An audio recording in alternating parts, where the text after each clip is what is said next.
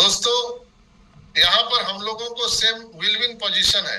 हम सबको धन की आवश्यकता है और धन बांटने की व्यवस्था मिस्टर एस कर रहे हैं, लेकिन जो लाइन में खड़ा रहेगा उसी को तो धन मिलेगा। जो लाइन से बाहर है उसको मिलेगा क्या? सिस्टम में जो नहीं है उसको नहीं मिलेगा। तो सिस्टम में जो है, आज कई लोग मुझसे बोलते हैं कि सर आप पागल हो क्या? आप 5 साल से लोगों को ये इतना भाषण क्यों देते हो? आपको क्या कंपनी पैसा देती है? आप क्या कंपनी के दलाल हो? क्यों ऐसा करते हो? क्या आपको कुछ अलग से देगी कंपनी? मैं बोलता हूं नहीं भाई, ना मैं कंपनी का दलाल हूं, न ही कंपनी मुझे कोई एक्स्ट्रा पैसा देती है और न देगी। ये भी मुझे मालूम है कि मुझे कुछ नहीं मिलने वाला है, लेकिन जो काम मिस्टर एस कर रहे हैं वो काम मैं कर रहा हूं। अंतर कुछ भी नहीं है, जरा सा भी नहीं है। हजारों करोड़ों डॉलर लगा करके उन्होंने इतनी बड़ी कंपनी बनाया। दान देने का फैक्ट्री है ऑन पैसिव। एकदम आसान शब्दों में समझे तो ऑन पैसिव दान देने का फैक्ट्री है, जो पूरे Guinness book of world record में दर्ज होने वाला है नाम। दान देने में अगर हरिश्चंद्र को याद किया जाता है तो दूसरा नाम याद किया जाएगा ऑन पैसिव को। दान देने का रिकॉर्ड तोड़ने वाला है ऑन पैसिव। तो मिस्टर एस मुफारा दान देने वाले हैं, वो दान देने का काम कर रहे हैं।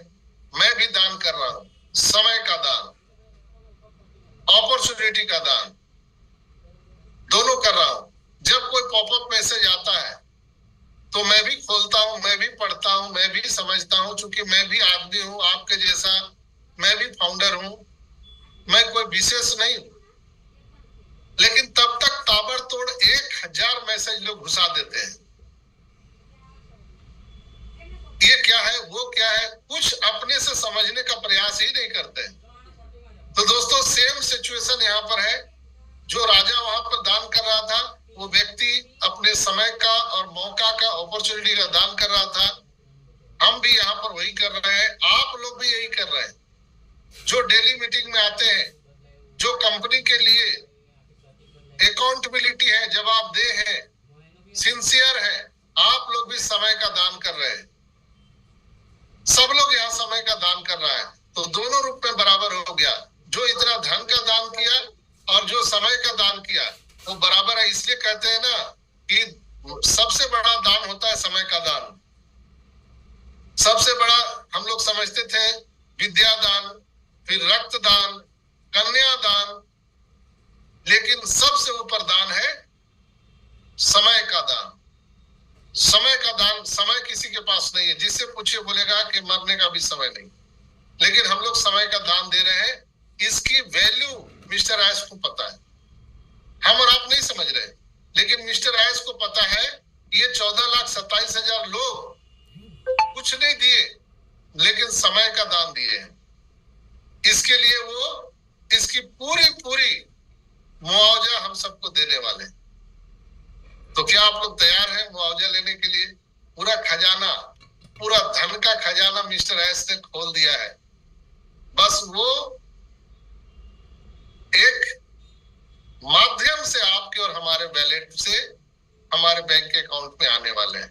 वित्तीय सुनामी हमारे और आपके अकाउंट में आने वाली है, और वो सिस्टम से आ रही है। उस सिस्टम को हमें और आपको थोड़ा टाइम देना पड़ेगा, समय देना पड़ेगा। दोस्तों, हम ईश्वर को कोसेंगे, अल्लाह को कोसेंगे, वाहिगुरु को कोसेंगे, ताना मारेंगे तो क्या होगा? कई लोग बोलते हैं ना, अल्लाह को भी कोसते हैं, वाहिगुरु को, ईश्वर को भी, कि क्या हम ही सबसे ज्यादा आपको लगे थे, सारा दुख का पहाड़ मेरे ऊपर तोड़ दिया? या हम उनको कुछ भी बोलेंगे भला बुरा, उससे कोई कुछ नहीं होने वाला है। न ईश्वर प्रकट होने वाला है, न अल्लाह प्रकट होने वाला है, न वाहिगुरु आने वाला है। वो समय पर जो चाहिए वो आपको मिलेगा। मिस्टर एस भी ये सारी चीजें, हम उनको ईश्वर तो नहीं कह सकते हैं, लेकिन एंजल ऑफ गॉड कह सकते हैं। वो ईश्वर, अल्लाह, वाहिगुरु के प्रतिनिधि है। ये आम इंसान में ये सब गुण नहीं होता है।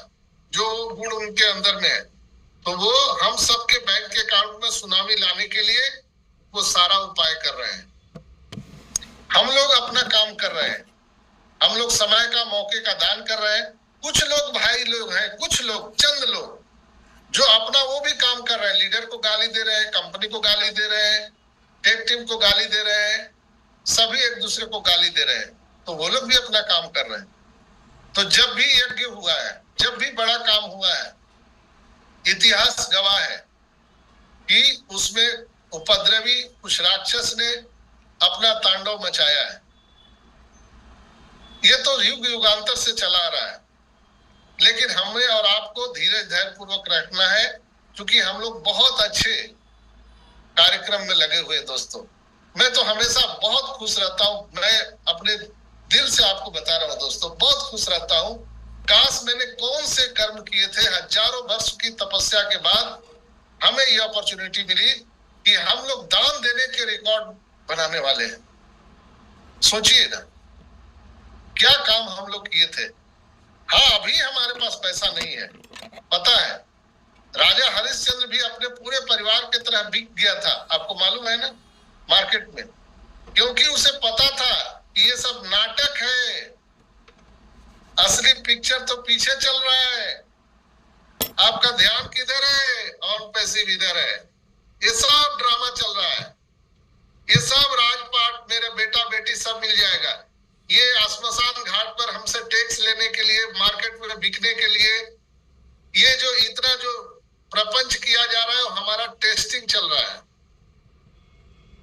तो यही टेस्टिंग हमारे और आपके जीवन में चल रहा है। दुखों का पहाड़ टूटा है, सब कुछ है, लेकिन आपका ध्यान किधर है, ऑन पैसिव इधर है।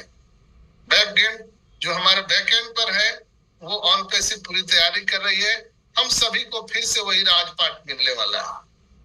ये जान के आपको अंदर से खुशी होना चाहिए, आपके मतलब हर सेल से एक खुशी झलकना चाहिए।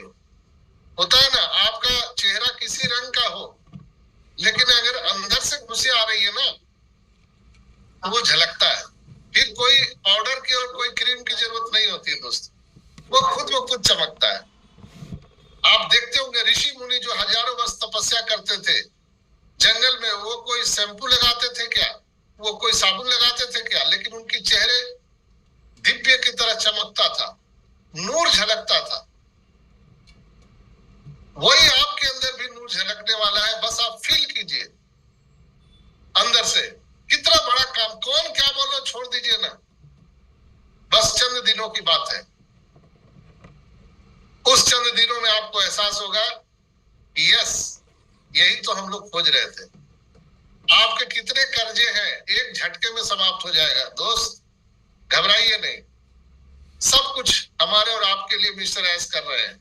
तो हम आज ये पूरा का पूरा सेशन हम समर्पित करते हैं हमारे ग्रेट सीईओ एस मुफारा को, हमारे टेक टीम को, हमारे लीडर्स को, जिनके अथक प्रयास और मेहनत से आज हम लोगों ने 4 साल 5 साल का यात्रा तय किया है, और हम लोग अब सफलता के दहलीज पर खड़े हैं, सफलता के द्वार पर खड़े हैं दोस्तों। चलिए, हर दिन के भांति टेक्निकल सेशन में आज हम एक प्रोडक्ट की चर्चा करेंगे, जिसकी चर्चा आपने आज के पहले नहीं सुनी।